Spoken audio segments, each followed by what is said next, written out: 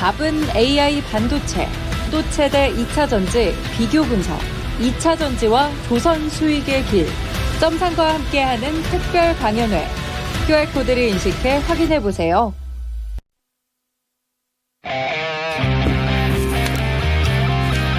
반갑습니다. 김영일 전문가입니다. 안녕하십니까, 김근우입니다.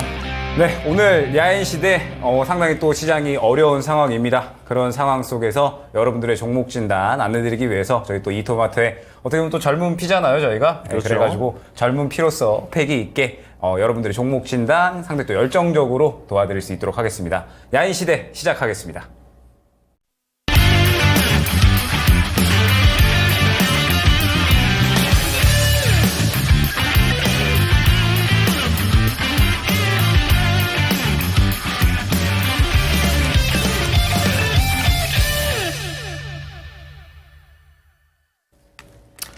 네, 반갑습니다. 김영일 전문가, 그리고 또, 네, 김근우입니다. 일단은 저희가 오프닝을 또 이제 일어서서 한 적이 처음이잖아요. 맞아요. 네, 그래가지고 저도 상당히 조금 와가지고 당황스러웠는데 또 새롭게 시작하는 그런 이제 또 기회가 될 수 있지 않나 생각이 됩니다. 그래서 최근에 또 워낙에 시장이 여러분들이 느끼시기에 좀 쉽지 않으실 것 같아요. 그래가지고 아무래도 이 새롭게 시작한다라는 이러한 이제 이 개편도 시작이 되고 그러면서 저희도 이제 새롭게 시작을 하니까 여러분들도 한번 그러한 이제 생각으로 해서 이제 한번 내 종목을 새롭게 좀 한번 포트를 꾸려볼까? 이런 생각으로 한번 또 접근을 해보시면 좋지 않을까 생각이 됩니다. 이제 저희 또 시청자분들과 함께 본격적으로 시작을 한번 해보도록 할 텐데, 먼저 좀 오신 분들 인사를 한번 드려봐야 될 것 같아요. 저희 또 이제 달항아리님, 그 다음에 또 설라님께서 김영일 전문가님, 김근우 전문가님 너무 반갑습니다. 그러면서 조합이 색다르다라고 또 이제 말씀을 주셨어요. 맞아요. 네, 저도 이제 처음 뵙잖아요, 오늘. 그러니까요. 그래서 처음 뵀는데 네. 상당히 또 키도 크시고 굉장히 헐신하신 김근우 전문가님이십니다. 그래서 이제 이 야인 시대가 새롭게 시작이 되는 만큼 여러분들이 또 적극적으로 참여를 해주시면 좋을 것 같습니다. 종목 진단을 또 굉장히 상세하게 안내를 드릴 예정이니까 지금 현재 여러분들께서 이 유튜브 채팅창에 또 올려주시면 저희가 유튜브 채팅창 바로바로 확인을 해서 종목 진단 안내를 드릴 수 있도록 할 거고요. 그 다음에 전화 상담도 마찬가지로 안내를 드릴 겁니다. 02-325-8200번으로 전화를 주시면 저희가 또 이 안내자가 전화를 받아서 저희가 직접 전화를 통해서 종목 진단 안내 드릴 수 있도록 할 거니까 이 부분 바로 참고를 해주시면 좋을 것 같습니다. 자, 그러면 바로 이제 이 종목 진단에 대한 부분을 시작을 조금은 해야 될 것 같습니다. 지금부터 이제 이 종목 진단이 시작이 될 텐데 여러분들 채팅창에 바로 올려주시면 저희가 또 바로 토스를 해가지고 안내를 드리도록 할 거예요. 자, 일단은 첫 번째 종목부터 바로 안내를 드려보도록 하겠습니다. 아무래도 최근에 상당히 좀 반응이 잘 나왔었던 그런 종목이라고 생각을 해주시면 될 것 같아요. 교육주들이 상당히 이제 이 탄력이 좀 잘 나와주면서 저희 또 유튜브에서 안장군님께서 YBM넷에 대한 질문을 주셨습니다. YBM넷 매수가 4,900원이고 그 다음에 비중을 20% 정도 이제 보유를 하고 계신다라고 말씀을 주셨는데 일단은 YBM넷 같은 경우에 최근에 시장에서 주목을 받았느냐 그렇지 않느냐 이 부분이 상당히 조금 이제 중요할 것 같습니다. 아무래도 이제 이 YBM넷 같은 경우에 최근에 이제 교육주들이 상당히 좀 탄력이 나왔었잖아요. 그런데 중요한 부분이 무엇이냐면 시장에서 주목을 받아주고 있느냐 그러면서 교육주들이 탄력을 추가적으로 이어나갈 수 있는 지속성을 가져가느냐 이 부분이 상당히 중요할 것 같은데 지금 이제 보게 되면 최근에 메가MD 같은 이러한 종목들이 상당히 강력하게 움직였었습니다. 그런데 메가MD가 결론적으로 지속성을 가져갈 만한 수급을 유지를 해줬느냐라고 했을 때 저는 사실 살짝의 아쉬운 그림이 좀 나왔다라고 생각을 하고 있어요. 이 거래일 전에 급등이 나왔었는데 물량을 지켜주지 못하고 결론적으로는 윗꼬리를 그대로 쭉 그려버리는 그런 모습이 나타났었죠. 결론적으로 이제 뭐 최근에 뭐 의대 중원이라든지 뭐 혹은 뭐 정책발 이슈들 이러한 부분들에 따라서 테마성으로 움직이고 있는 종목들이 교육주이기 때문에 결론적으로 지금 이제 교육주들은 지속성을 보여준다라기보다는 그때그때 이슈 있을 때마다 테마성으로 움직이고 있다 생각을 해주시면 될 것 같습니다. 그리고 YBM넷 같은 경우에는 사실 이틀 전에 움직임이 나왔을 때 아주 살짝 움직임이 나왔었어요. 한 4,000원 초반대 4,300원 구간까지 탄력이 나왔었는데 지금 보게 되면 최근에 물량이 워낙에 지금 죽어있는 상황이기 때문에 사실 시장에서 살짝은 소외되어 있는 그런 종목군이다 생각을 해주시면 될 것 같습니다. 그렇기 때문에 일단 YBM넷 같은 경우에는 현재 구간에서는 대응을 하기보다는 조금 더 지지 라인을 확실하게 지켜주는지를 보셔야 될 것 같아요. 지금 보게 되면 지켜줘야 되는 지지 라인이 약 한 3,900원 구간이라고 보시면 될 것 같습니다. 이 구간에서 꾸준하게 바닥권을 지켜주는데 지금 현재 구간에서는 물량이 좀 적기 때문에 무언가 큰 상승보다는 어느 정도 적당한 반등이 나왔을 때 정리를 하고 가주시는 게 좋을 것 같아요. 지금 보게 되면 꾸준하게 상승이 나오지만 약 한 4,500원 구간에서 항상 막히면서 윗꼬리를 그리는 그런 모습이 나타나거든요. 그렇기 때문에 일단은 1차 목표가는 4,500원 안내를 드리겠습니다. 그러면서 현재 교육주들 같은 경우에는 물량을 쭉쭉쭉 밀어주면서 시장의 주목을 받는다라기보다는 그때그때 이슈 있을 때마다 한 번 반짝 상승 나오는 그러한 경우가 대부분이기 때문에 YBM넷 같은 경우에는 일단 지금 현재 상황에서는 정리 쪽으로 조금 더 생각을 해주시면 좋을 것 같아요. 그러면서 이탈 라인은 3,900원, 그 다음에 현재 구간에서 반등이 나온다라고 했을 때 1차 목표가 4,500원으로 두고 약간의 손실을 감수하고서라도 이 종목은 지금 시장에서 소외가 되어 있는 상황이고 워낙에 이제 소외가 되어 있는 상황이기 때문에 지금 시장이 완전하게 개별 종목 장세잖아요. 가는 종목만 가고 있기 때문에 YBM넷은 어느 정도 반등이 나왔을 때 정리하는 쪽으로 한번 생각을 해보시면 좋지 않을까 이렇게 한번 안내를 드려보도록 하겠습니다. 네, 바로 이어서 저도 진행해 보겠습니다. 김영일 전문가님 참 대단하신 것 같아요. 옆에 진행도 하시면서 상담까지 이렇게 깔끔하게 하시는 걸 보니까 저도 좀 분발해야겠습니다. 자, 우선 저한테 상담 주신 내용을 보니까 코오롱 ENP라는 종목을 이제 대위윤님께서 질문을 주셨어요. 7,900원에 샀고 비중 30% 샀는데 일하느라 못 팔았다고 좀 이야기를 주십니다.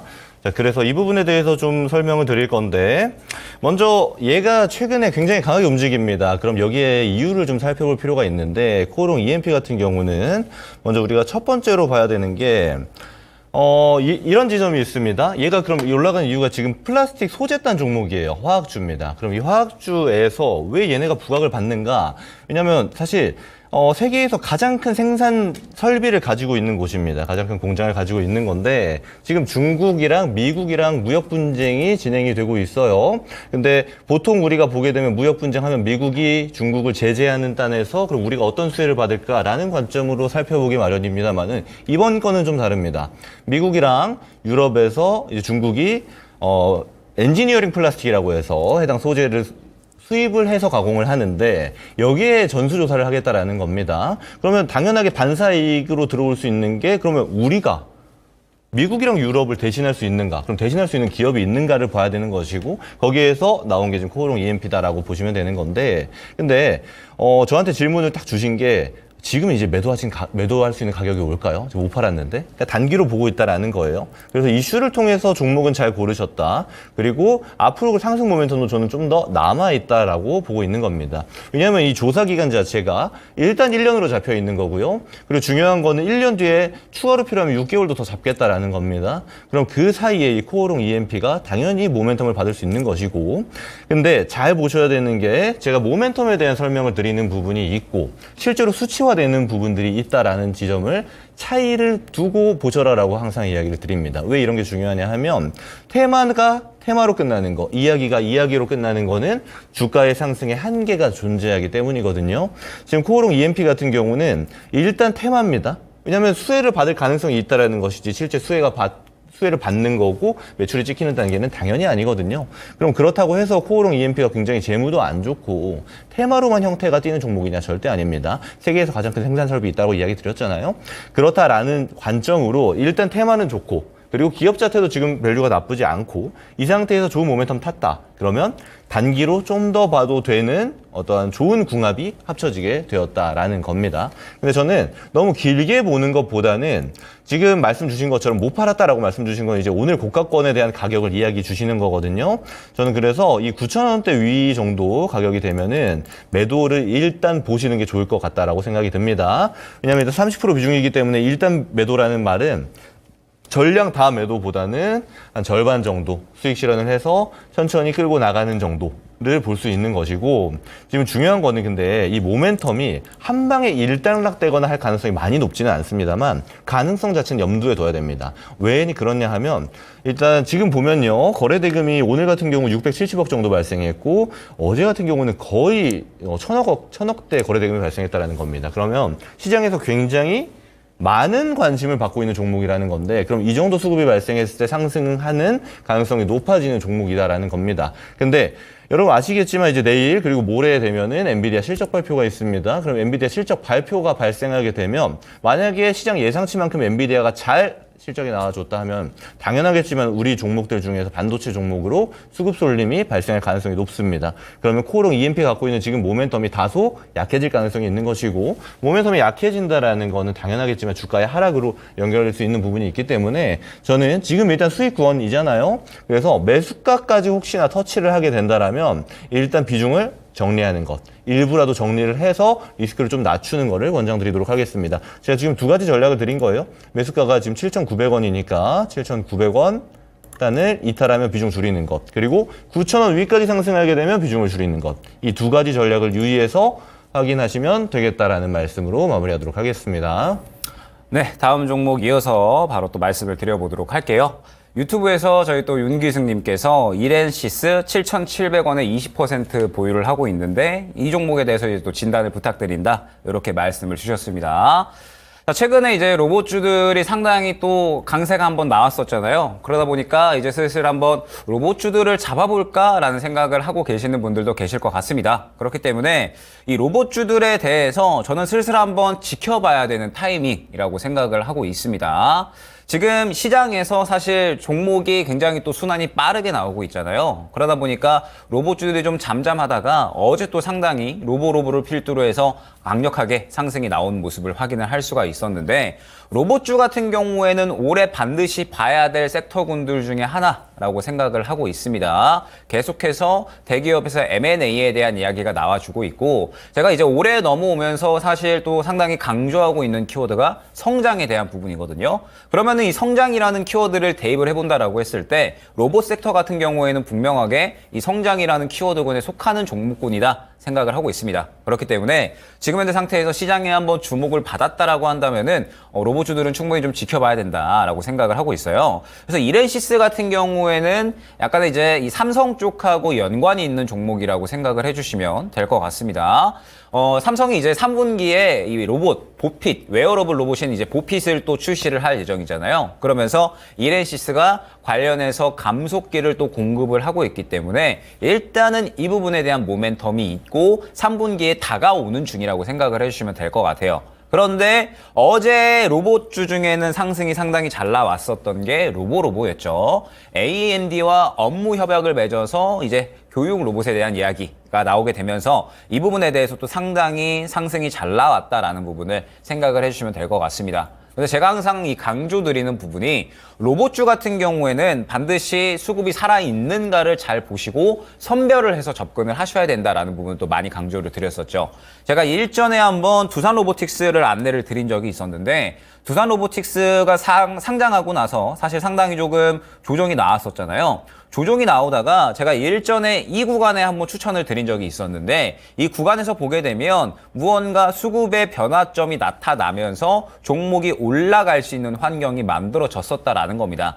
수급이 들어가는 종목들이 로봇주 중에서는 힘이 살아있는 그러한 종목이 되는 거고, 그렇기 때문에 로봇주 중에는 지금 현재 힘이 살아있는 종목군이 될 것인가 그렇지 않은가에 따라서 향후의 상승이 어느 정도는 나뉜다 생각을 해주시면 될 것 같아요. 그러면 지금 현재 이렌시스의 현재 구간을 봤을 때 아쉽게도 약간은 힘이 부족하다라는 생각이 듭니다. 보게 되면 최근에 워낙에 이제 이 삼성의 M&A에 대한 기대감으로 인해서 상당히 크게 상승이 나왔었죠. 그러다가 다시 한번 재상승이 나오는 구간에 고점에서 약간의 차익 실현이 나오는 그림이 나타났습니다.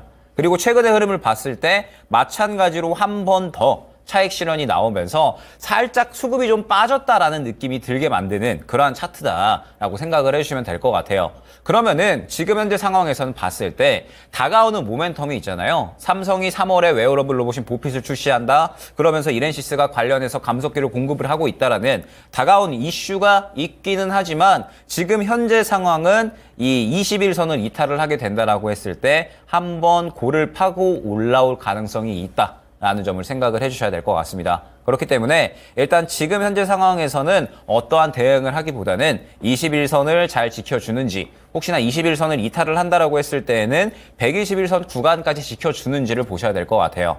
그런데 저는 사실 로봇 섹터를 현재 상황에서는 좀 긍정적으로 보고 있거든요. 말씀드렸듯이 로보가 어제 상당히 강력한 수급이 들어갔잖아요. 그러면은 이대로 상승이 끝나지는 않을 것이다라고 생각을 하고 있습니다. 어찌됐든 강력한 수급이 유입이 됐고 주가의 추세를 돌려놓는 상승이 나왔기 때문에 다시 한번 재상승에 대한 부분은 충분히 가능하지 않을까 생각을 하고 있어요. 그러면은 분위기가 어느 정도 로봇주 쪽으로는 추가적으로 흘러갈 수가 있다라고 생각을 하고 있고, 그런 상황에서 이렌시스 같은 경우에는 아직까지 수급이 없기는 하지만 3분기에 또 다가오는 이슈가 있기 때문에 바닥만 잘 지켜준다라고 하면 다시 한번 상승이 나오면서 추세를 좀 꺾어줄 수가 있다라고 생각을 하고 있습니다. 그러면 목표가를 설정을 하는 것이 굉장히 중요할 것 같은데, 일단은 1차 목표가는 7,300원, 그 다음에 2차 목표가는 8,000원 정도 근처 구간으로 봐야 될 것 같아요. 말씀드렸듯이 현재 이 수급이 좀 빠져있는 구간이고, 일전에 고점을 형성했을 때 매물대가 조금은 두텁게 형성이 됐습니다. 7,000원 중반대부터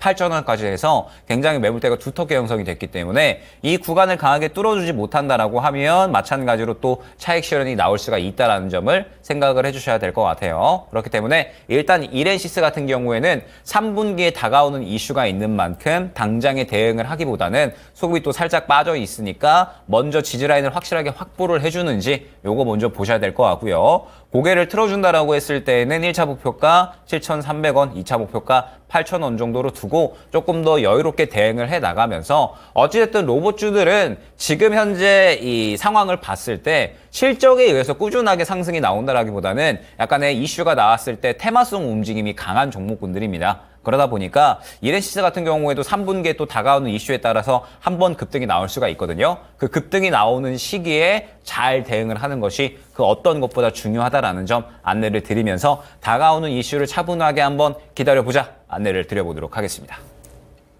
네, 이어서 다음 종목 바로 진행해 보도록 하겠습니다. 최근 아무래도 많은 분들이 좀 관심이 있어하는 종목을 상담 주신 것 같아요. 하나마이크론입니다. 하나마이크론에 대해서 좀 말씀을 드릴 텐데, 일단 지금 이슈가 좀 중요할 것 같습니다. 아무래도 지금 상담 주신 분도 걱정이 앞서는 부분이 지금 발생한 이슈 있죠. 유상증자에 대한 문제가 가장 크지 않을까라고 저는 바라보고 있습니다. 유상증자 내용을 보면 사실 지금 하나마이크론의 이제 최대 주주에 특히 개인 투자자분들이 많이 실망을 한 부분들이 있습니다.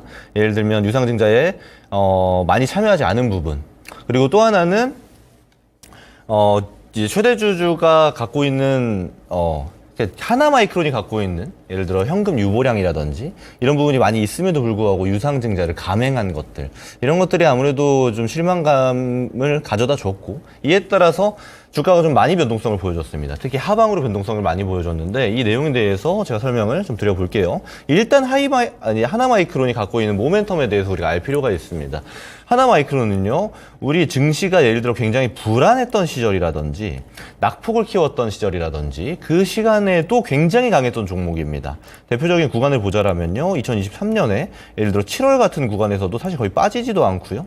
그리고 연말 전에 낙폭을 보여줬던 구간에도 거의 빠지지도 않고, 결국에는 다 하락분까지 메꿔주면서 상승했던 대표적인 반도체 종목이고 대표적인 주도주였습니다. 그럼 이런 모멘텀을 보여줬던 하나마이크론이 왜 지금 단에서는 이렇게 되었는가는 저는 100% 유상증자라고 봅니다. 특히 지금 패키징 단이라든지 테스트 단에서 하나마이크론이 갖고 있는 지금 모멘텀은 타의 추종을 불허하는 수준임에도 불구하고 오로지 유상증자 때문에 떨어진 거거든요. 자, 그럼 우리는 여기서 고민해 봐야 될 필요가 있습니다. 하나마이크론이 갖고 있는 모멘텀이 깨졌는가? 그렇진 않죠. 그러면 하나마이크론이 갖고 있는 밸류 또는 자산 또는 재무가 이상해졌는가? 그것도 아닙니다. 그러니까 사실 지금 굉장히 얄미운 거예요.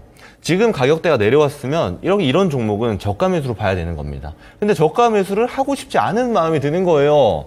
사실 이해는 합니다만은 종목 자체는 지금 모멘텀도 저는 나쁘지 않다라고 보고 있습니다. 근데 다만 지금 매수하신 분 가격대가 이제 고점 형성되는 가격대에서 머무르고 있어요. 저는 근데 이렇게 비중 20%면 사실 큰 비중입니다. 비중을 이렇게 투입을 할 때 이 고점대에서 그럼 투입을 하면 안 되는가? 그렇지는 않습니다.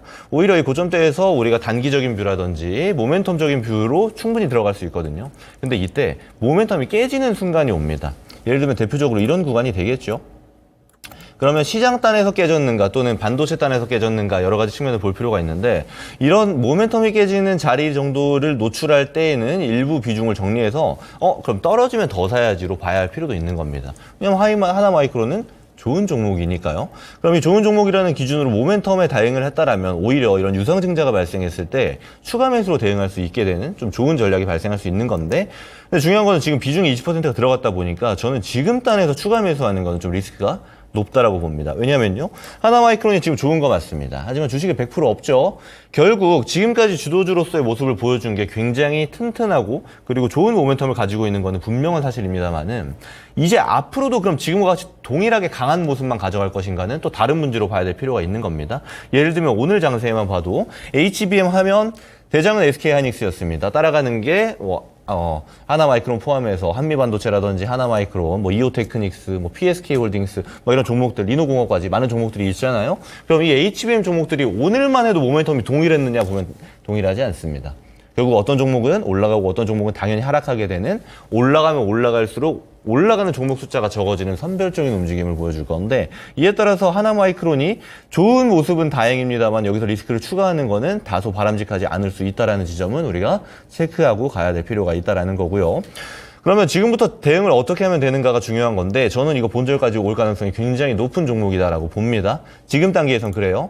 그래서 31,000원에 지금 매수를 하셨지만 본전까지 오잖아요. 그럼 본전 위에서 일부 비중은 덜어내셔야 됩니다. 왜냐하면 우리가 주가 상승할 때 자세히 보면요. 하나마이크론도 마찬가지지만 무조건 일직선으로 올라가지 않습니다. 올라갔으면 조정폭이 발생하고 올라갔으면 조정폭이 발생해요. 그러면 본절 부근 31,000원대 중후반부에서 약수익권에서 일부 비중을 정리하신 다음에 얘가 이만큼 올라왔으면 다시 한번 조정이 발생할 겁니다. 그럼 조정단에서 비중을 늘려가는 방식으로 하나마이크론을 담아가는 게 오히려 현명한 전략이 될 수 있겠다라고 바라볼 수 있겠습니다. 그래서 전략은 딱 심플합니다. 본절가 이상에서 비중 축소 그리고 그 밑에서 다시 비중을 추가하는 전략입니다. 이 정도 말씀드리고 마무리하도록 하겠습니다. 네, 다음 종목은 전화가 연결이 되어 있죠. 시청자님 반갑습니다. 안녕하세요. 안녕하세요. 네, 반갑습니다. 팬입니다. 항상 네. 3% 3% 때 많이 보셨구나. 네, 감사합니다. 정말 전화 연결 진짜 네. 너무 이렇게 감사합니다. 네, 감사합니다. 행복합니다. 그러면 또 어찌됐든 그 종목이 또 궁금하셔가지고 전화 주셨을 거니까 네, 어떤 종목이 저기- 궁금하셔서 전화 주셨을까요? 시노팩스 시노팩스? 비중과 매수가는 어떻게 되실까요? 여기 10,000원에 20%입니다. 10,000원에 20%? 예, 근데 네. 옛날에 PNT도 지금 항상 가지고 있는데 네네. 그것도 좀 간직하고 있고 이것도 어떻게 간직하고 갈 수 있나 궁금해가지고 아주 떨려. 편하게 들어주시면 될 것 같고요. 제가 이제 시노팩스에 대해서 이제 향후에 어떻게 대응을 해야 될지 한번 네네. 말씀을 드려볼 테니까 들어주시면 될 것 같아요. 일단은 시노팩스가 보유하고 있는 모멘텀이 결론적으로 최근에 이제 상승이 상당히 잘 나왔었잖아요. 그래서 지속성을 보여줄 수 있을 것인가 이게 상당히 관건인 것 같습니다. 일단 첫 번째로 보유하고 있는 모멘텀은 FPCB 연성회로 기판이라고 생각을 해주시면 될 것 같아요. 그러면서 이제 앞으로 이 전기차가 계속해서 생산이 많이 된다라고 했을 때 전기차에 들어가는 FPCB 시장이 계속해서 성장을 할 것이다라는 그러한 기대감이 커지고 있고 내년 정도로 넘어가면은 수요가 공급을 초과하면서 전체적으로 이제 이 가격성, 수익성이 상당히 조금 올라갈 것으로 기대가 되고 있는 상황입니다. 그러다 보니까 시노펙스 같은 경우에 최근에 실적이 그래도 잘 나와줬는데 하반기 그리고 내년으로 넘어가면서 이 부분에 대해서 계속해서 실적이 좋아질 것으로 기대가 되고 있는 상황이고, 그 다음에 증설도 어느 정도는 맞춰놓은 상황이에요. 캐파도 어느 정도는 증대를 해놓은 상황이기 때문에 시노펙스가 FPCB 기판에 대해서는 상당히 성장성에 대한 기대감을 가져가고 있다 생각을 해주시면 될 것 같습니다. 여기에 더해서 최근에 또 모멘텀이 하나 이제 나와준 게 바로 인공심장 사업, 그 다음에 인공지능 혈구 분석기 개발에 대한 그런 부분이다 생각을 해주시면 될 것 같아요. 지금 현재 시노펙스가 FPCB 기판뿐만 아니라 이제 인공신장과 그 다음에 AI 혈구 분석기, 그 다음에 혈액 투석 관련된 이러한 또 이제 개발들을 계속 진행을 하고 있거든요. 그러면서 현재 이제 국내에서는 혈액 투석 제품을 전량 다 수입을 하고 있기 때문에 시노펙스가 이제 이 부분에 대해서 희귀학적 품목 허가를 획득을 하면서 기대감을 가져가고 있다 생각을 해주시면 될 것 같습니다. 그러면서 2분기 말에 한 6월 달 넘어가면서 이제 또 7월 달 정도 근처 구간에 첫 매출이 발생을 할 것으로 기대가 되고 있어요. 그러면은 최근에 시노펙스의 흐름을 봤을 때 전체적으로 고점 구간에서 기대감을 끌어올렸었던 건 FPCB 기판에 대한 부분과 그 다음에 혈액 투석에 대한 부분이었습니다. 그런데 사실 두 가지 이슈 다 하반기까지 계속해서 혹은 내년까지 계속해서 모멘텀이 이어질 수 있는 부분이잖아요. 그렇기 때문에 시노펙스 같은 경우에는 저는 이 현재 구간, 이 60일선 근처 구간만 깨지 않으면 크게 문제는 없다 생각을 하고 있습니다. 지금 이제 보게 되면 최근에 들어왔었던 수급도 죽었느냐라고 했을 때 저는 이 수급이 죽은 수급이 아니라 오히려 앞선 구간을 소화해주는 수급이다 라고 생각을 하고 있거든요. 그렇기 때문에 현재 구간에서 바닥만 잘 잡아주고 고개를 돌려준다라고 했을 때에는 시노펙스는 오히려 무난하게 한번 또 상승을 노려볼 수 있는 종목이 되지 않을까 생각을 하고 있습니다. 그러면 현재 구간에서 이제 1차 목표가는 12,000원 정도가 될 것 같고요. 2차 목표가는 13,500원 신고가 부근이 될 것 같아요. 다만 최근의 흐름이 한번 상승이 나왔을 때 말씀드렸듯이 앞선 매물 구간을 소화를 해줬다라고 저는 해석을 하고 있기 때문에 12,000원 정도 근처 구간은 그래도 힘있게 뚫어주는 모습이 나와주지 않을까 그렇게 생각을 하고 있습니다. 그렇기 때문에 시노펙스는 지금 상태에서는 너무 크게 걱정을 하지 않으셔도 될 것 같고, 지금 보면은 꾸준하게 바닥을 지켜주는 단가가 약간 9,000원 초반대 정도 이 구간이라고 생각을 해주시면 될 것 같아요. 그렇기 때문에 이 구간만 깨지 않으면 크게 문제가 없으니까 기분 좋게 한번 급등이 나올 때까지 꾸준하게 들고 가시면 어떨까 이렇게 이제 말씀을 드릴 수 있을 것 같습니다. 종목 진단 이 정도면은 혹시 만족스러우셨을까요, 시청자님? 네, 감사합니다. 네네. 네. 종목 대응 잘 하시고요. 네, 오늘 또 좋은 밤 되시기 행복하세요. 바랍니다. 네, 감사합니다. 네, 바로 이어서 종목 상담 진행해 보겠습니다. 다음 종목은 SKI 테크놀로지 유튜브 조정환 님이 신청 주신 종목인데 가격이 이제 72,500원에 비중이 15%입니다. 다소 많이 내려오고 나서 잡은 종목이기도 한데 여기서 낙폭이 더 심해지니까 좀 걱정이 많이 되시지 않았을까라는 생각이 드는 종목입니다. 제가 설명을 좀 드려볼 테니까 한번 들어보시면 좋겠습니다. 우선 SKI테크가 하는 사업은 배터리 소재입니다. 그 중에서도 가장 많은 매출 파이를 차지하고 있는 거는 분리막이고요. 그러면 우리가 이런 측면을 좀 볼 필요가 있습니다. SKI테크가 그러면 지금 모멘텀을 받는 건 무엇인가? 이게 있고, 그럼 모멘텀을 받는 것 중에 SKI테크의 중심이 되는 모멘텀이 해당 섹터 모멘텀이랑 같이 갈 수 있는가를 봐야 됩니다. 그럼 첫 번째 의문부터 좀 풀어볼게요. SKI테크는 당연히 2차전지 모멘텀 갑니다. 근데 지금 2차전지가 전체적으로 하방 압력을 많이 받고 있는 구간이고 계속 전저점을 깨고 내려가는 구간입니다. 그렇기 때문에 당연하겠지만 SKI테크가 낙폭을 좀 키워주는 모습이에요. 그러면 SKI테크가 지금 분리막 하는데 분리막 매출이 안 나오느냐? 사실 그 단계는 아닙니다. 오히려 분리막 매출이 올해 4분기 되면은 굉장히 많이 성장할 거라는 기대감도 많이 가지고 있거든요. 근데 왜 내려가나요? 우리 자세히 들여다볼 필요 있습니다. 우리가 배터리를 바라볼 때요. 앞으로의 그러면 배터리의 꿈의 배터리라고 부르는 다음 세대 배터리는 뭐가 나올 것인가를 지켜볼 필요가 있습니다. 당연하겠지만 전고체가 나올 겁니다. 실제로 지금 개발 진행하고 있고 시제품도 주고받고 하고 있죠. 고객사들끼리. 물론 양산 단계는 아직 시간이 필요합니다. 27년, 8년 정도 얘기가 나오고 있는데 그러면 우리 이런 생각을 해봐야 돼요. SKI테크의 매출 비중이 가장 높은 분리막 같은 경우가 앞으로 잘 팔릴 수 있겠는가? 왜냐면요. 전고체 배터리 개발되면 분리막은 없어집니다. 가운데 분리막이라는 이 뭐랄까 이 소재가 들어갈 필요가 없어져요. 당연하겠죠. 그러면 중장기 단으로 보게 되면 SK 하이테크는 모멘텀을 당장은 잃게 되는 겁니다. 하지만 소재 단을 전부 하고 있는 상태에서 분리막 비중이 높은 것이기 때문에 다른 방법을 찾게 되면은 오히려 이 상황을 헤쳐나갈 수 있게 되는 것이겠죠. 하지만 지금 일단 윤곽을 드러난 이야기는 없습니다. 그러면 분리막의 지금 비중이 줄어들어야 되는 건데 그렇지 않다라는 것이거든요. 그럼 중장기적으로 당연히 내려갈 수밖에 없는 겁니다. 2차 전지 안에서도 중심이 되는 건 당연히 전고체 배터리가 되는 것이고 모멘텀이 좀 빠져나가게 되는 건 분리막이 되는 것이기 때문에 제가 종목 하나 더 보여드릴 테니까 같이 한번 차트 볼게요. 예를 들어 SK 하이테크가 있고 똑같은 이제 분리막 비중이 높은 게 WCP라는 종목이 있습니다. 똑같이 움직입니다. 그렇죠? 차이가 별로 없습니다. 내려갈 때 같이 내려가고 올라갈 때 같이 올라갑니다. 중요한 거는요. 우리 3월에 잘 생각을 해보면은 이 3월이 이 구간입니다. 이때도 그럼 2차 전지가 다 내려갔는가 생각해 봐야 되잖아요. 아니에요. 2차 전지 삼성 SDI-빨 전고체 배터리 모멘텀으로 한농화성이라든지 뭐 여타 다른 전고체 배터리 관련주들도 올라가고 삼성 SDI를 필두로 셀단에서도 양극재 단에서도 반등이 나왔던 시기입니다. 하지만 분리막은 상승분이 적거나 하락을 유지하는 모멘텀을 보여주고 있다는 거예요. 제가 어떤 말씀 드리고 싶은 거냐면 얘는 중장기적으로 모멘텀을 잃었습니다. 그럼 단기 반등이 나올 수 있나요? 이 질문으로 들어가야 되는 건데 저는 단기 반등 가능성은 좀 있을 수 있다라고 말씀드릴 수 있을 것 같아요. 뭐가 있냐면 지금 이 SK 하이테크놀로지의 주요 모멘텀 중에 하나가 매각 이슈입니다. 지금 SK 이노베이션, 그러니까 자회사 SK 온이 있죠. SK 온 단에서 투자가 굉장히 많이 늘어났기 때문에 이 투자를 메꾸려거든 많이 가지고 있었던 자회사들을 매각하는 방법을 취할 수밖에 없습니다. 실제로 진행 중이고요. 그래서 공장을 매각할 수는 없잖아요. 그래서 자회사들 매각하고 있는데 그중에 또 하나 얘기가 나오는 게 SK IET에 대한 매각 얘기입니다. 물론 아직 매수자가 나왔다거나 SK 이노베이션이 적극적으로 매각을 하겠다라고 얘기한 것도 아니에요. 한 달 내로 답변을 하겠다라고 하고 6월까지 매각에 대해서 SK 이노베이션이 입장을 내놓는다고 합니다. 만약에 매각이 이슈가 된다라면 단기 반등 충분히 나올 수 있다라고 저는 봅니다. 근데 절대 크지 않을 거예요. 이걸 가지고 얘 그럼 매각하면 엄청 올라가는 거 아니야? 다시 10만 원대 가는 거 아니야로 모멘텀을 보게 되면은 절대로 지금 우리 가격대에서 본전 탈출도 못 합니다.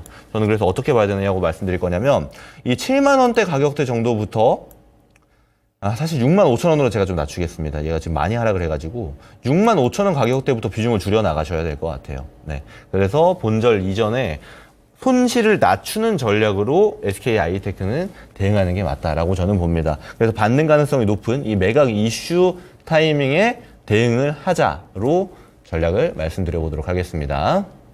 네, 다음 종목 바로 이어서 가도록 할게요. 저희 또 유튜브에서 뭉게그룹님께서 제주반도체 24,100원에 비중 12% 보유하고 계십니다. 진단 부탁드립니다. 라고 이제 말씀을 주셨습니다.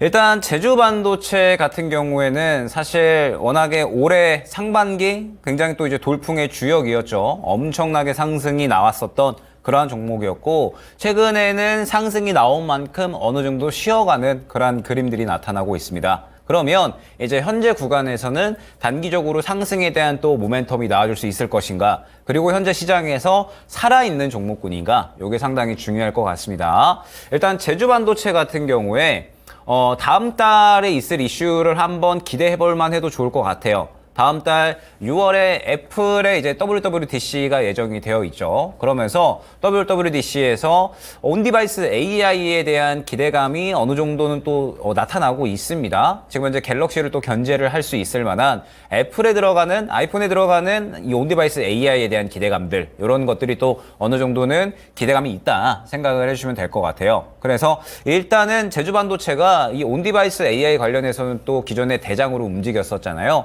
저전력 반도체에 대한 확실한 이 강점을 갖고 있고 기술력을 보유하고 있는 기업인 만큼 일단 다가오는 모멘텀은 충분히 기대를 할 수 있지 않나 생각이 됩니다. 계속해서 뭐 수요는 증가하고 있고 올해 실적 성장도 확실하게 기대가 되는 그러한 종목이기 때문에 제주반도체 같은 경우는 일단 지금 현재 상황에서는 저는 지켜봐도 무방하다라고 생각을 하고 있어요. 그 다음에 기술적으로 봤을 때에도 현재 구간만 이탈을 하지 않으면 문제가 안 된다. 이렇게 딱 정리를 할 수 있을 것 같습니다. 지금 보게 되면 약 한 21,500원 정도 구간에서 저점을 잡아주고 계속해서 지켜주는 모습을 확인을 할 수가 있잖아요. 그렇기 때문에 일단은 이 구간이 굉장히 중요하다라는 점을 생각을 해주셔야 됩니다. 이 구간을 깨지 않아야 다시 한번 좀 고개를 돌려놔줄 수가 있다라는 점을 생각을 해주시면 될 것 같아요. 이 구간 이탈을 하게 되면은 정리는 일단 생각을 해주시는 게 좋습니다. 이 구간 이탈을 하게 되면 먼저 하락폭이 조금 커질 수가 있고요. 향후에 반등이 나온다라고 했을 때 현재 구간이 또 매물대로 작용을 할 가능성이 크거든요. 그렇기 때문에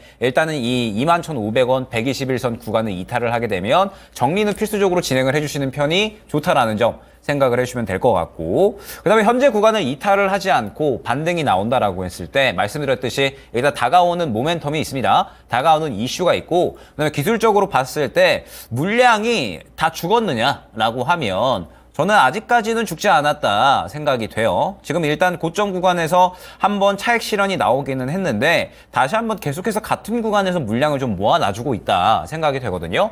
그러면 좋은 이슈 한 번만 나와준다라고 했을 때는 현재 구간에서 충분히 고개를 돌려주고 급등이 나올 수가 있다. 생각을 하고 있습니다. 그러면 이제 대응에 대한 부분이 결국에는 중요할 것 같은데, 지금 보게 되면 일단은 1차로 저항 구간이 있는 게 25,000원 구간이고요. 그 다음에 2차로 28,000원, 그 다음에 3차로는 한 31,000원, 2,000원 정도? 요 정도가 이제 목표가 구간이 될 것 같아요. 그렇기 때문에 일단 제주반도체 같은 경우에는 지금 현재 구간에서는 저점 구간이 21,500원을 이탈을 하지 않는지 보시면서 반등이 향후에 나온다라고 했을 때 목표가 구간을 세분화해서 가져가셔야 됩니다. 워낙에 앞선 구간의 매물대가 또 두터워진 상황이기 때문에 목표가 구간을 세분하게 가져가시면서 어찌됐든 수익권 매도는 현재 구간 깨지 않는 이상 저는 충분히 가능할 것이다 라고 생각을 합니다. 1차 목표가, 2차 목표가, 3차 목표가 설정을 해드렸으니까 이 목표가마다 뚫어주면은 추가적으로 수익 극대화, 만약에 그렇지 않으면은 정리하는 쪽으로 전략 잡으셔가지고 차분하게 향후에 다가오는 이슈에 반응을 할 때 대응을 해보시면 좋지 않을까 생각이 됩니다.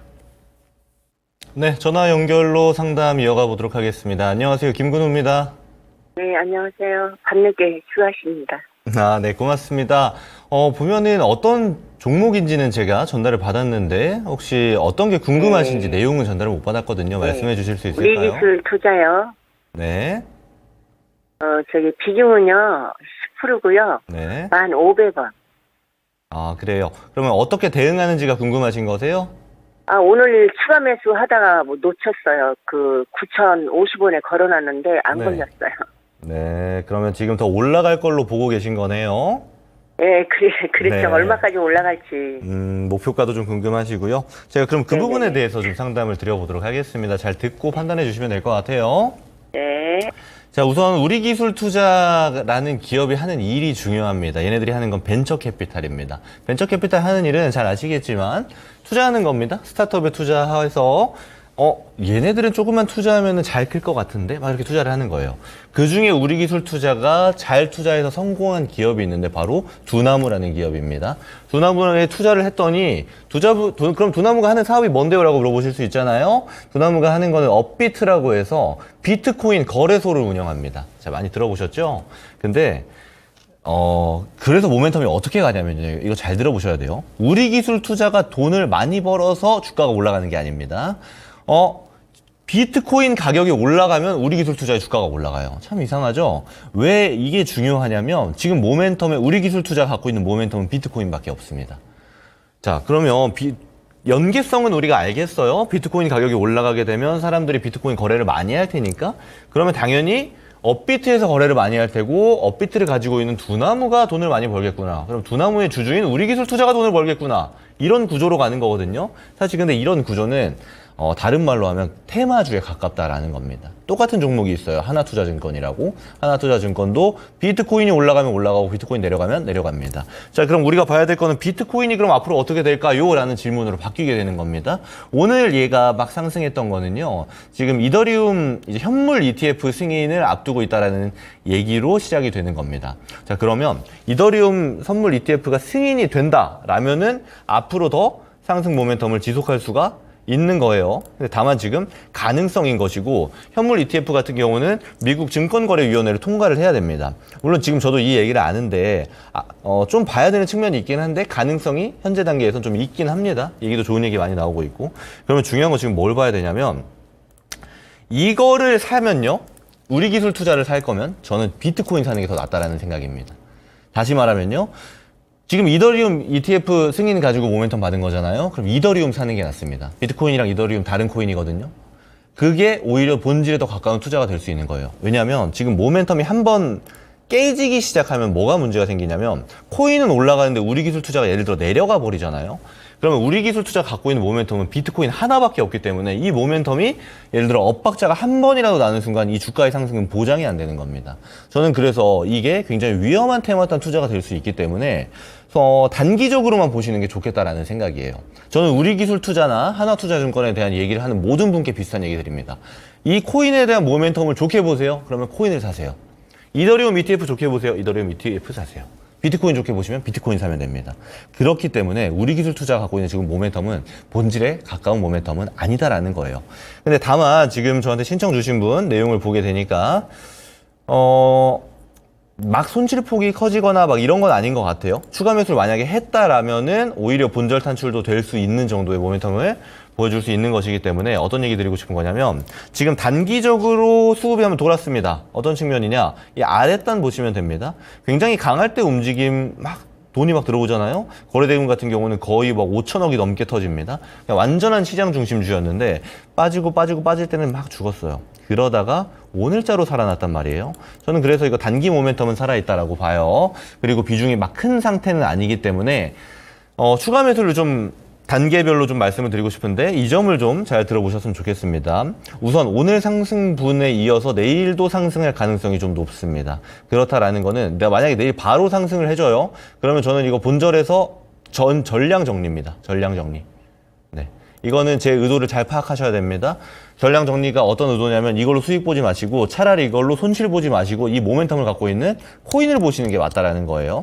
근데 얘가 만약에 빠졌을 경우 대응이 중요하게 되는 겁니다. 근데 얘가 상승을 해주다가 빠졌어요. 그러면 이게 이제 기술적으로 이제 시가 부분 지지대가 나올 수 있습니다. 예를 들면 9,000원대 초반대 가격대, 오늘 매수하신 가격대도 이와 비슷할 건데 여기까지 만약에 하락을 하게 되면 산 만큼만 더 사겠습니다. 그래서 평균 단가를 쭉 낮춰서 대응하기 훨씬 더 편리하게 우리 대응을 할 거고, 그리고 나서 전략도 똑같습니다. 하락하고 올라가게 되면은 똑같이 있는 본절 정리예요. 네. 만약에 모멘텀이 좋다 하면 어떻게 하시라고요? 코인 보셔야 된다라는 겁니다. 자, 상승할 때도 본절, 하락할 때는 추가 매수 이후 본절 정리입니다. 이 지점을 잘 기억하셔서 대응하셨으면 좋겠습니다. 혹시 도움이 잘 되셨나요? 예, 그러면은 1,500원에 그러면 빠져나와야 되는 거예요? 저는 그게 가장 좋다라고 보입니다. 그리고 또 하나 기술적인 얘기 하나만 더 드리면은 전고점대, 저항대라는 게 발생할 가능성이 높아요. 흔히 말해서 이제 매물대라고 부를 수 있는 구간인데 이게 11만 원, 그러니까 10만 원대 중반부부터 쭉 매물대가 포진되어져 있거든요. 그럼 이 구간 좀 조심하셔야 되기 때문에 저는 당연하겠지만 본절 정리 다시 한 번 더 강조를 좀 드려보도록 하겠습니다. 예, 알겠습니다. 감사합니다. 네, 고맙습니다. 네. 네, 다음 종목도 바로 이어가 보도록 하겠습니다. 또 유튜브에서 탄탄대로 지인님께서 알맥 48,000원에 10% 비중으로 상담을 또 주셨어요. 요거는 이제 알맥 같은 경우에는 사실 제가 저저번 주에 한번 점상 방송에서 안내를 드렸었던 종목이었어요. 이 종목 같은 경우에는 알맥이 지금 모멘텀이 최근에 하나 생겨났었죠. 그러면서 저저번 주에 상당히 좋은 수급이 들어갔었고, 그러면서 시장에 관심을 좀 받아줬다 생각을 해주시면 될 것 같습니다. 어떠한 모멘텀이냐면 바로 알루미늄 압축물에 대한 부분이에요. 최근에 이제 미국에서 중국에 대해서 계속해서 관세 때리기를 하고 있잖아요. 그러면서 이제 중국에 대한 견제를 진행을 하고 있고, 그러면서 최근에 나온 이슈가 반덤핑 관세에 대한 부분이었습니다. 뭐 쉽게 풀어서 이야기를 하면 이제 중국에서 들여오는 것들이 너무 싸니까 자국의 시장 경제를 교란한다. 그러니까 세금을 더 매겨가지고 중국산 제품을 더 이상 싸게 살 수 없게끔 하겠다. 약간 이러한 법안이라고 보시면 될 것 같습니다. 그러면서 이제 뭐 중국뿐만 아니라 여러 이제 국가들이 또 반덤핑 관세가 매겨지는 그런 이제 또 최근에 일이 있었는데, 알맥 같은 경우에는 이제 중국 기업들이 아마 제가 기억하기로 최대한 300% 정도까지 관세가 매겨지는 것으로 기억을 했는데, 알맥 같은 경우에는 반덤핑 관세가 이제 0% 그러니까 제외가 됐습니다. 그러다 보니까 이제 지금 미국이나 혹은 뭐 멕시코에서 또 계속해서 전기차를 만들어내고 있잖아요. 사실 중국산 제품을 이제 또 이미 계속해서 좀 쓰고 있는 그런 상황입니다. 그런 상황 속에서 이제 어찌됐든 중국산 제품에 대해서 반덤핑 관세를 매긴다라고 했을 때 중국산 제품이 크게 메리트가 없어진다라고 하면 알맥이 이에 대해서 반사수혜를 받을 수 있을 것이다라는 기대감이 형성이 됐다 생각을 해주시면 될 것 같아요. 그러면서 올해에 확실하지는 않지만 예상컨대 매출액이 3천억 정도 이제 크게 뛰어오를 것으로 기대가 되고 있는 상황이기 때문에 알맥은 반사수혜를 받을 수 있는 종목으로 지금 현재 시장에 관심을 받았다 생각을 해주시면 될 것 같습니다. 다만 제가 이제 저저번 주에 안내를 드리고 나서 목표가를 도달을 하기는 했는데 기대했던 것보다는 사실 상승이 조금은 덜 나왔어요. 왜 덜 나왔냐면 지금 알맥의 최근의 흐름을 봤을 때 사실 이 48,000원에서 5만 원 구간까지는 거의 물량을 다 소화를 해준 움직임이었다라고 저는 생각을 하고 있거든요. 그래서 충분히 5만 원 중후반대까지는 상승이 가능하겠다라고 생각을 했는데 생각보다 이 5만 원 구간의 매물대가 좀 두터웠던 것 같습니다. 그래서 최근에 추가적인 상승이 나오지 못하고 5만 원대 벽에 부딪히는 그런 모습이 나타났는데 일단 지금 현재 상황은 조금 더 지켜볼 만할 것 같습니다. 어찌됐든 최근에 상당히 강력한 수급 흐름이 들어가졌고 앞선 이 구간의 매물을 소화해주는 움직임이 나타났기 때문에 그리고 알루미늄 압축물에 대한 수혜는 단기적인 부분이 아니라 계속해서 또 반사 수혜를 받아갈 수가 있는 부분이거든요. 그렇기 때문에 조금 더 저는 지켜보셔도 무방하지 않을까 생각을 하고 있고 1차 목표가는 먼저 5만 원 안내 드리겠습니다. 먼저 5만 원 구간을 뚫어주는지가 중요할 것 같아요. 어찌됐든 최근에도 좋은 흐름이 나오기는 했지만 5만 원 구간을 뚫어주지는 못했기 때문에 5만 원 구간 먼저 뚫어주는지 보시고 이 구간 뚫어주면은 5만 원 후반대에서 6만 원까지는 추가적으로 상승이 가능하다 생각을 해주시면 될 것 같습니다. 다만 지금 현재 구간에서 봤을 때 4만 약한 2천 원 구간, 요 구간이 지금 굉장히 주요한 지지 라인들이 몰려 있는 구간이잖아요. 이 구간을 이탈을 하게 되면은 추가적으로 3만 원대까지는 하락을 할 수가 있다라는 점 생각을 해주셔야 됩니다. 그렇기 때문에 4만 2천 원 구간을 주요한 지지 라인으로 보시고 반등이 나온다라고 했을 때는 1차 목표가를 5만 원으로 두고 대응 전략을 꾸려 나가시면 좋지 않을까. 알맥에 대해서는 이렇게 안내를 한번 드려보도록 하겠습니다. 네, 일단은 저희가 이제 오늘 종목 진단에 대한 부분은 전체적으로 한번 또 설명을 드린 것 같고요. 여러분들이 또 기다리시는 시간이죠. 저희가 또 준비한 종목에 대한 부분들 히든카드 시간 바로 진행해 보도록 하겠습니다.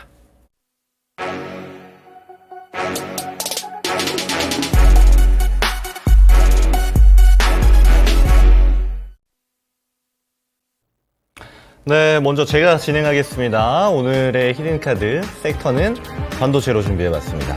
시간이 없기 때문에 좀 빨리 진행을 해볼게요. 반도체는 지금 모멘텀이 사실 단기적으로는 어느 정도 꺾인 게 아닌가라는 의심이 들 정도로 많이 눌려졌다라고 좀 이야기 드릴 수 있을 것인데 최근에 와서 HBM 종목들 이스페타시스를 필두로 반등이 나오고 있는 게 현재 단계에서의 단기 모멘텀이다라고 말씀드릴 수 있을 것 같고요. 그리고 지금 중요한 지점들이 남아 있습니다.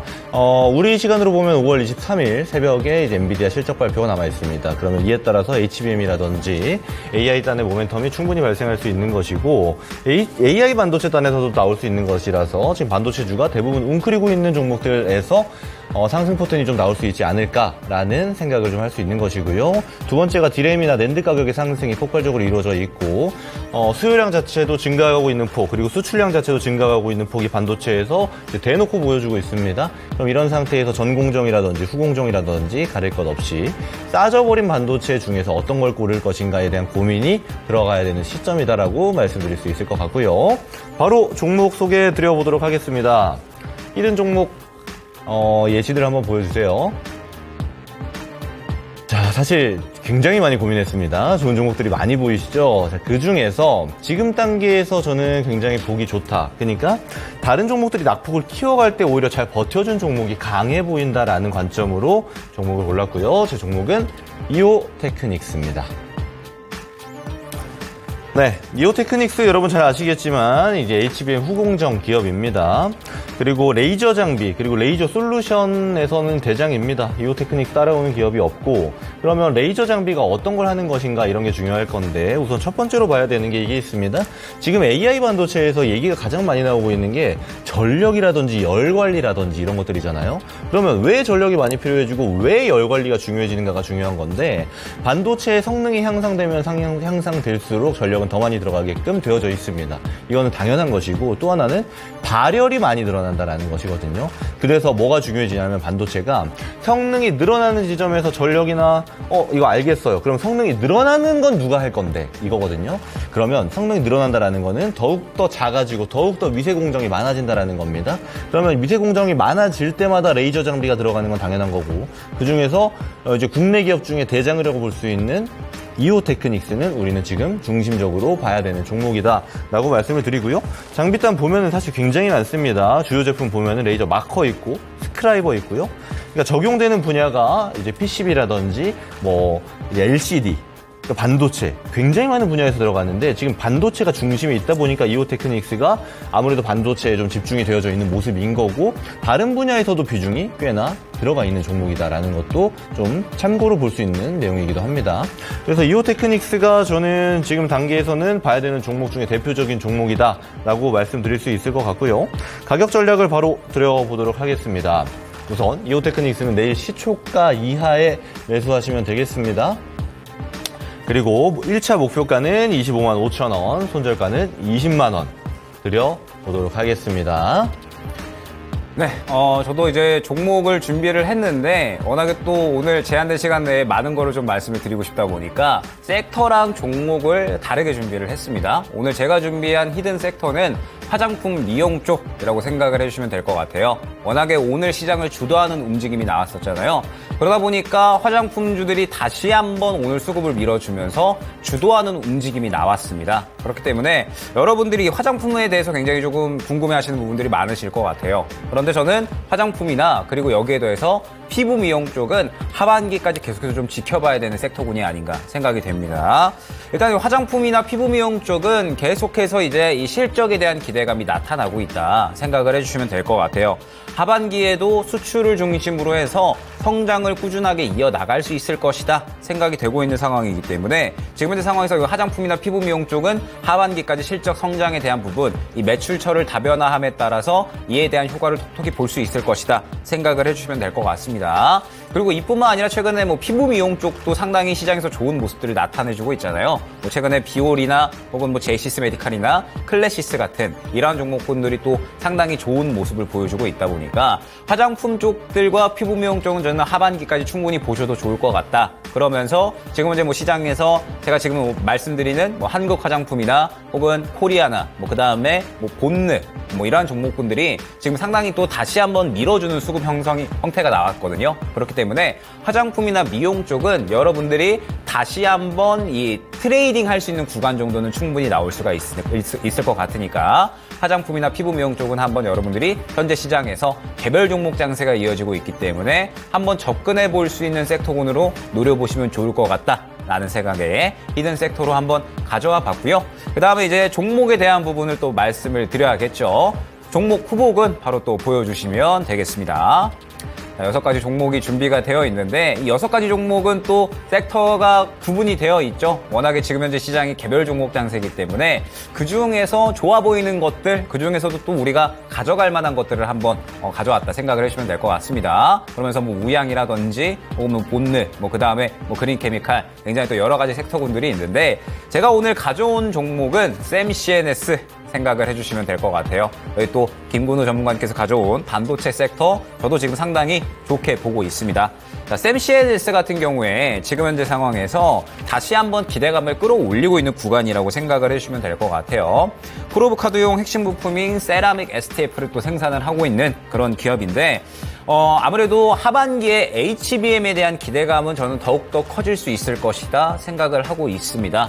SK하이닉스가 계속해서 양산에 들어갈 거고 삼성전자도 계속해서 양산에 들어간다라고 했을 때 HBM이 최근에 상당히 눌렸지만 저는 다시 한번 기대감을 키워갈 수 있을 것이다 생각을 하고 있고 엔비디아가 실적 발표 앞두고 있는데 엔비디아가 지금 목표가가 계속해서 좀 상향이 되고 있죠. 그러면서 어제 미증시, 오늘 우리 증시 모두 다 상당히 반도체 종목들이 좋은 움직임 보여줬기 때문에 반도체는 지금 이제 계속해서 봐야 되는 섹터군이 아닌가 생각을 하고 있습니다. 그러면서 샘CNS 같은 경우에는 최근에 이제 이 SK하이닉스의 퀄 테스트를 통과를 하면서 SK하이닉스에 대한 또 모멘텀도 충분히 확보를 해줬고, 그 다음에 또 마이크론이 HBM에 대한 또 공급이 급증을 한다라고 이야기가 나오게 되면서 샘CNS가 올해 D램 부분에서 매출이 3배 이상 뛸 것으로 기대가 되고 있는 상황이다 생각을 해주시면 될 것 같습니다. 즉 앞으로 다가오는 HBM에 대한 기대감, 그 다음에 뭐 업황 회복에 대한 기대감, 실적 성장에 대한 기대감 모두 가져가고 있는 종목이기 때문에 지금 현재 구간에서